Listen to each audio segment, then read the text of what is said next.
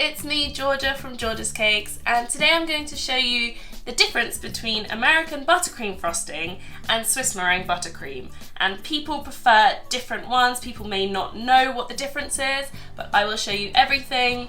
I prefer the American buttercream frosting to ice cupcakes because you get that slightly crispy outer texture before you bite into it, but I prefer Swiss meringue buttercream when I'm icing cakes because you have more layers of cake and it's lighter and it's also beautiful to mask the cake with. I'm going to start with the American buttercream frosting, and it's really easy. You don't really need a stand mixer, but I'm using one because I find it easier. Now to start, we're going to need 500 grams of icing sugar, or confectioner's sugar, I think it's also known as, 150 grams of softened butter. This has been out the fridge, soft enough to move around easily with a spoon. 60 milliliters of milk, I'm using whole milk, and a vanilla pod to flavour. The first thing we need to do is sift the icing sugar straight into the mixer bowl. I have a little trick to prevent that icing sugar cloud going all over your face. So I'm going to pop the icing sugar into the sieve, and rather than shaking the sieve, if you get a rounded glass and just put it in the icing sugar and slowly move it around, you push the icing sugar through and you don't get that cloud of sugar smoke that makes you cough everywhere. And this is the best way to sieve icing sugar, and I promise you it will save your baking lives. There you go. How easy was that? All the icing sugar's through, no mess or a cloud in sight. We've got our softened butter, and that can go straight in. And our milk. So now this is going to go onto the stand mixer, and I'm going to start it off slowly, and I've also got the beater attachment to mix it all together.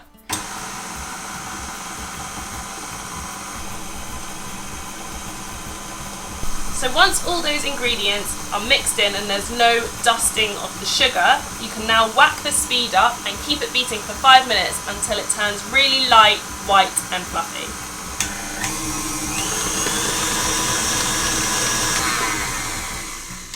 So as you can see, it's really whitened up, it's become really aerated, you can see the air bubbles and it looks really delicious.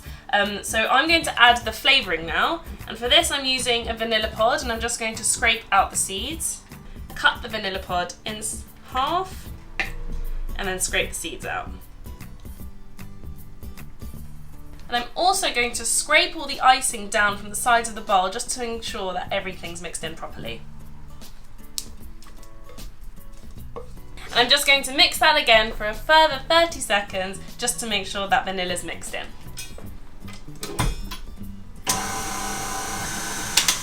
So that's all done.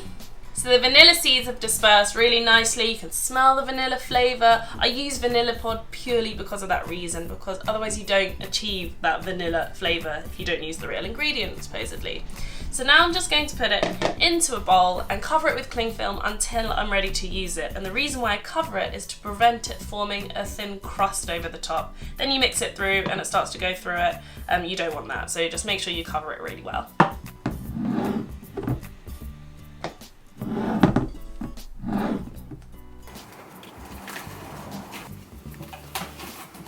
There you have it, the American buttercream frosting. Really simple, literally just putting all the ingredients into one bowl. And now I'm going to show you how to make the Swiss meringue buttercream, which is slightly more technical, but I, again, prefer it for decorating cakes, and it's really worth a shot because it's delicious. So let's get started with that one. So now we're going to do the Swiss meringue buttercream, which people get really scared of because they start hearing temperatures and meringue and crazy, but trust me, it's not as difficult as it sounds. You just need to be careful. So for this, we're going to need 200 grams of egg whites, 400 grams of caster sugar, 400 grams of softened butter, and any flavour you want. In this case, I'm using vanilla. You also want a silver bowl because it's going to go onto a pan of hot water, which I've got prepared. So straight into this bowl, I'm going to put the egg whites and caster sugar and mix it together.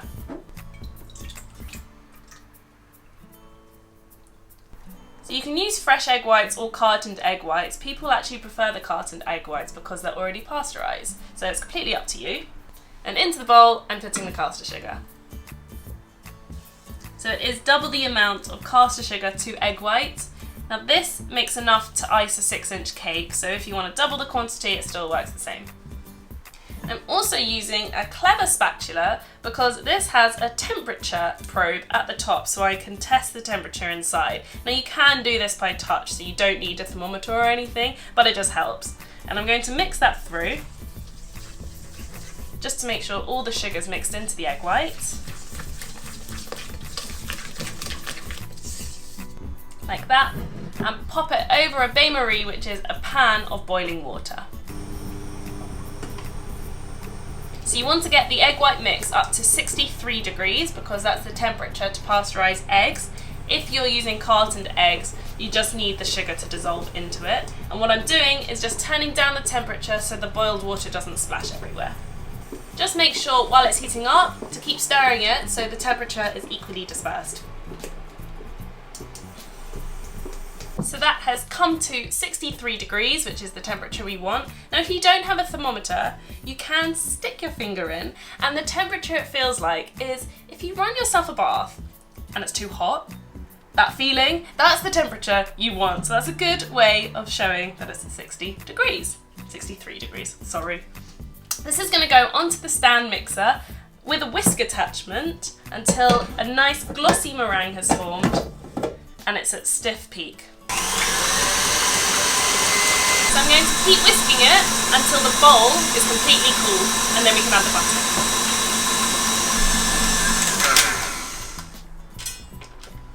So as you can see, this really glossy meringue has formed. It's not quite room temperature, so it needs mixing more. But this is the stage which you can actually pipe meringue kisses and pavlova if you want, so that's a good trick. But I'm going to keep this whisking until it's 100% cool again.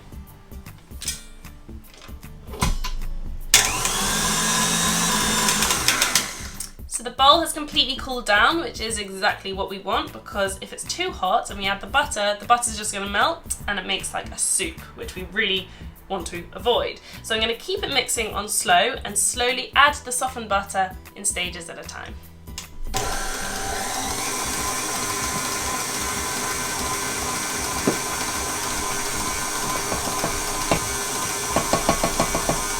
So once all the butter's in, turn up the speed and it will eventually form the buttercream.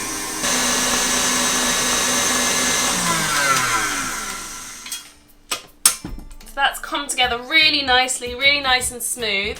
If your butter was too soft or if the bowl was slightly too warm and it's become a soup, put it in the fridge for a couple of hours and then re-whisk it and you'll be able to save it. I'm just going to add my vanilla flavour to that and give it another mix. So again, I'm using a vanilla pod and I'm going to scrape out the seeds and put the seeds inside the buttercream.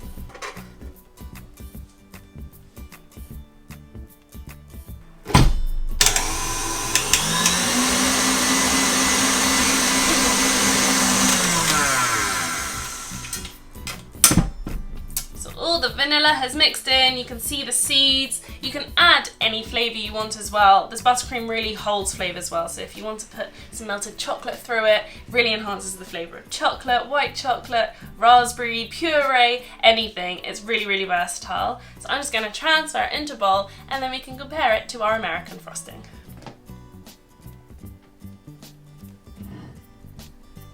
So there we have it, the difference between my American buttercream frosting and the Swiss meringue buttercream. It's totally up to you what one you would like to ice your cake with.